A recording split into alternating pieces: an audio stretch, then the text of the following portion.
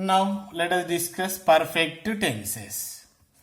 In perfect tenses, which verb form is used? V3, V3, V3. In present perfect, V3 is used. In past perfect and in future perfect also V3 is used. Okay, how can we recognize whether it is present perfect or past perfect? With the have form we used before V3, we can identify. If present have form is there, that is present perfect. If past have form had is there, that is future past perfect. Shall have or will have is there before V3, that is future perfect. Here present perfect is used to express just completed actions. For example, just now, recently actions, completed actions. So past perfect is used, the action was completed by certain time in the past. When two actions were completed one by one in the past, the first action is expressed in past perfect. That's why here when, before, after are used. And next, future perfect. Future perfect is used to express the action will be completed by certain time in the future.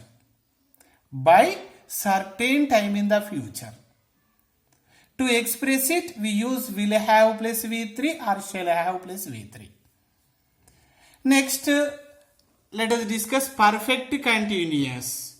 That is present perfect continuous tense. In perfect continuous tenses, this is useful only.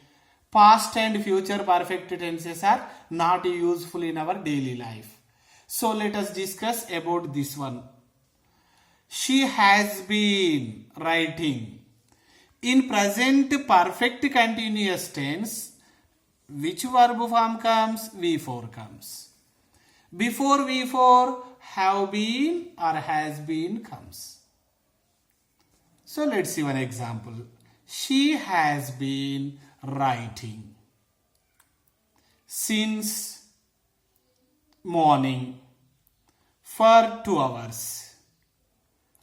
Otherwise, how long? The question is asked like this. How long have you been writing? How long have you been writing? It is used to express the action started in the past and still going on. Action started in the past and still going on. Let's see one example.